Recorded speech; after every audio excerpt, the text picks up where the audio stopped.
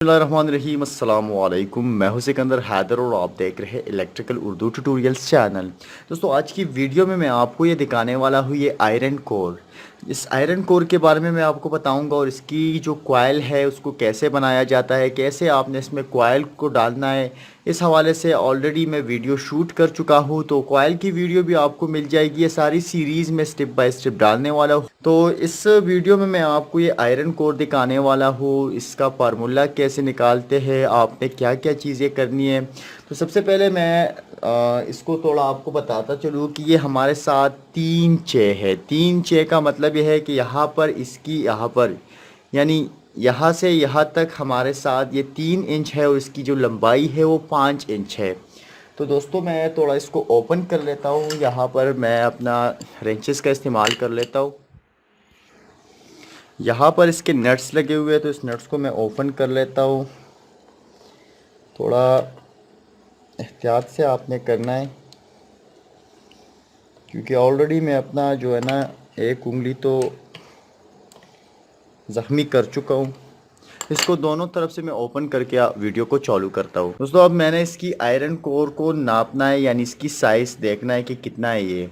तो ये मेरे पास अगर आप यहाँ पर देखेंगे तो ये मेरे साथ 3 इंच का है। ठीक है, आप देख सकते हैं, मुझे सिर्फ अंदर का कोर लेना है। ठीक है, तो ये 3 इंच का है। इसी तरह अगर मैं इसको इस साइड से करूँगा तो ये 5 इंच का है। तो इसको मैं 3 5 या 3 × 5 इंच का आयरन कोर कह सकता हूँ। तो इसका फार्मूला कैसे बनाते हैं आज इस वीडियो में आपको मैं बताऊंगा। और बेसिकली मैं इससे एक स्टेबलाइज़र बनाने वाला हूं। तो मैं अपने स्टेबलाइज़र का फार्मूला कैसे निकालूंगा, कैसे उसको डिज़ाइन करूंगा, तो इस वीडियो को कम्प्लीटली वॉच कीजिए। जैसे कि मैंने आप लोगों को बताया कि हमारे साथ जो आयरन कोर है वो 3 5 का है। तो हमारे साथ फार्मूला हम निकालेंगे स्टेबलाइज़र के लिए। इसका वायर कैसे सेलेक्ट किया जाता है हमने लोड कैलकुलेशन की से की हुई है, उसके बारे में से हम बाद में बात करेंगे। यानी हमने ये जो स्टेबलाइज़र बनाया है ये हमारे घर के फुल लोड को उठाता है। यानी हमारे साथ अगर एयर कंडीशन चलने वाला है या हमारे साथ रेफ्रिजरेटर है, हमारा यूपीएस है, हमारा वाटर पंप मोटर है, या जो भी लोड हो घर का वो सारा इस स्टेबलाइज़र के थ्रू चलेगा।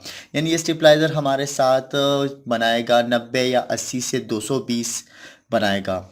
तो अब ये हमारे साथ आयरन कोर का साइज़ कितना है, 3 5 का है। यानी जब हमारा कॉइल बनेगा वो 3 5 का बनेगा। यानी 52 का साइज़ हमारा 3 5 है। तो सिंपली अगर हम इसको मल्टीप्लाई करते हैं तो आंसर आने वाला है 15। अब 15 तो आंसर आ गया। जैसे कि आप लोगों को मैंने बताया था कि 7.5 डिवाइडेड बाय हमारे साथ जो स्क्वायर एरिया आता है इंचेस में 52 का, उससे हम करेंगे। लेकिन हम 7.5 का इस्तेमाल नहीं करेंगे। ऑलरेडी हमारे से कई बार पूछा गया कि भाई 7.5 कहाँ से आया है, तो उस हवाले से मैं ऑलरेडी वीडियो कर चुका हूँ। जितने भी रिलेटेड वीडियोस है आपको नीचे डिस्क्रिप्शन में मिल जाएगी। अब यहाँ पर हम थोड़ा सा अपने लिए 7.5 के बजाय 8 का इस्तेमाल करने वाले हैं, ताकि हमारे साथ जो लॉसेस हो वो ख़त्म हो जाए। अगर हम 8 डिवाइडेड बाय 15 करते हैं तो हमारा आंसर आता है 0.53। अब 0.53 आता है तो इसमें हमें सबसे पहले क्या करना है। अगर हम यहाँ से आते हैं 0.53, अब हमें करना क्या है कि 0.53 हमारे साथ टर्न फॉर उल्ट आ गया है। अब ये हमारे साथ टर्न फॉर उल्ट है, तो इससे हम फार्मूला कैसे निकालेंगे।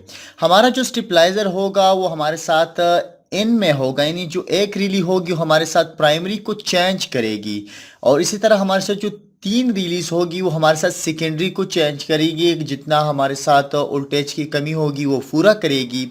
तो हम इसको ऑटोमेटिक बनाने वाले हैं एक छोटे सर्किट के ज़रिए। लेकिन हमारे साथ सबसे पहली रिक्वायरमेंट्स क्या है, वो है हमारे साथ 0.53 हमारे साथ टर्न फॉर उल्ट है, और हम इसे बनाएंगे भाई कि ये हमारे साथ 90 से या 80 से 220 बना सके। अगर आपने इसमें 3 in 1 बनाना है, 3 in 1 का ऑप्शन बनाना है, यानी उसमें इंक्लूड करना है, तो आप तब भी बना सकते हैं। यानी आपने उसको 50 से स्टेप ऑफ करना है, 60 से। लेकिन बहरहाल अगर 80 से वोल्टेज कम जाती है तो उसके बाद अगर आप इसको कितना भी स्टेप अप कर लो तो मज़ा नहीं आता है, वो अच्छी तरह से लोड नहीं उठा पाता। तो अब हमारे साथ हम क्या करेंगे, 0.53 को हम पहले, अगर हमें इसमें 3 in 1 लाना है, तो अगर 3 in 1 लाना है तो सिंपली आपने फार्मूला कुछ ऐसे निकालना है। मैं थोड़ा आपको दिखा देता हूँ। अगर आपके पास ये कॉइल है 1 2 और 3, तो 0 से स्टार्ट लेंगे। अगर आपने यहाँ पर 100 वोल्ट के लिए ऑप्शन निकालना है तो आप यहाँ पर 100 वोल्ट के लिए, यहाँ पर मैं V लिख लेता हूँ। तो अगर 100 वोल्ट के लिए आप करना चाहते हो तो आप सिंपली, अगर आपके टर्न्स आएंगे 53, ठीक है, तो आप 53 टर्न्स रख सकते हैं। लेकिन अगर आप यहाँ पर देखेंगे तो यहाँ 53 आता है, कुछ पॉइंट्स भी होते हैं। अगर हम 8 डिवाइडेड बाय 15 करते हैं और उसके बाद इसको मल्टीप्लाई करते हैं 100 के साथ, तो यहाँ पर कुछ 53.33, तो हम यहाँ पर 54 रखेंगे, ठीक है। इसी तरह अगर आपने दूसरा लूप निकालना है तो हम दोबारा से 8 डिवाइडेड 15 और इसी तरह फिर उसको हम मल्टीप्लाई करते हैं 120 के साथ, तो ये हमारे साथ 64 आएगा। लेकिन हमें ये दो लूप इस्तेमाल में लाने नहीं है, लेकिन हो सकता है फ्यूचर में हमें इसकी और ज़रूरत पड़ जाए। यानी 120 का लूप है, हमें डायरेक्टली 150 का लूप निकालना है, क्योंकि हम अपने लिए इस्तेमाल में ये लाएंगे। अगर आप फिर फ्यूचर में वोल्टेज और कम हो जाए तो हम इसका इस्तेमाल कर सकते हैं, एक बैंड स्विच लगा देंगे, इसको मैनुअली हम कंट्रोल करेंगे। और इसी तरह अगर हम इसका इस्तेमाल नहीं करना चाहते हैं, हमारे वोल्टेज जो है वो 80 से ऊपर आते हैं या 100 के ऊपर आते हैं, तो हमें इसकी ज़रूरत ही नहीं है। तो हम यहाँ पर जो नेक्स्ट लूप लेंगे वो 150 वोल्ट का होगा, ठीक है। तो 150 वोल्ट का अगर हम लेंगे तो फिर से करते हैं सब कुछ और मल्टीप्लाई 150, और इसी तरह ये हमारे साथ आ गया है 80 टर्न्स, ठीक है। सॉरी, यहाँ पर लिख दिया 80 टर्न्स, यहाँ पर नीचे जो है वो टर्न्स है, ठीक है। तो 80 टर्न्स हमारा पहला लूप हो गया। ये दो लूप हमने निकाल दिए लेकिन इस्तेमाल में नहीं लाएंगे, आगे जाके कॉइल की वीडियो में आपको मैं दिखाने वाला हूँ ये सारी चीज़ें। अब ये 80 टर्न्स हो गए। अब उसके बाद जो नेक्स्ट लूप होगा वो हमारे साथ 220 वोल्ट का होगा। तो यहाँ पर अगर देखा जाए तो ये 54, 64 इस तरह हमने 80 टर्न्स में निकाल दिया है। अगर हम 220 में निकालना चाहेंगे तो उसके लिए हम कर सकते हैं सिंपली 8 डिवाइडेड बाई 15, सॉरी मैंने गलत कर दिया, 8 डिवाइडेड बाई 15 एंड मल्टीप्लाई 220 तो इससे तकरीबन 117 आता है, लेकिन हम 118 कर देंगे, ठीक है। अब ये 118 में हमारे साथ निकल गया 220 के लिए, ठीक है। जो नेक्स्ट लूप आएगा वो हमारे साथ कौन सा होगा, वो हमारे साथ 35 वोल्ट एक्स्ट्रा होगा, यानी हम 35 वोल्ट एक्स्ट्रा लेंगे। तो यहाँ पर ये हमारे साथ 220 के निकला हुआ है, तो हम 255 के लिए यानी 255 के लिए निकालेंगे नेक्स्ट लूप। तो ये जो लूप होगा वो 255 वोल्ट के लिए होगा। अगर हम दोबारा से करते हैं 8 डिवाइडेड बाई 15, इसके बाद हमारे साथ ये आता है और उसको हम मल्टीप्लाई कर लेते हैं, सॉरी मैंने गलत कर दिया, 255 के साथ, तो आंसर आता है 136, ठीक है। 136 हमारे साथ हमारा जो लूप होगा वो 255 वोल्ट्स के लिए, ठीक है। अब इसके बाद हमने तो 25 वोल्ट्स एक्स्ट्रा कर दी है। अब उसके बाद और भी वोल्ट हमने एक्स्ट्रा करने हैं, तो उसके बाद यहाँ पर हम 220 के बीच 35 वोल्ट प्लस किए हुए हैं, यानी 220 वोल्ट के बाद हमने 35 वोल्ट एक्स्ट्रा कर दिए हैं। अब यहाँ पर 35 वोल्ट एक्स्ट्रा किया तो दूसरा लूप होगा 40 वोल्ट एक्स्ट्रा होगा, 40 वोल्ट एक्स्ट्रा करेंगे। तो अगर हम 40 वोल्ट एक्स्ट्रा करेंगे तो जो नेक्स्ट लूप होगा वो 295 के लिए निकलेगा।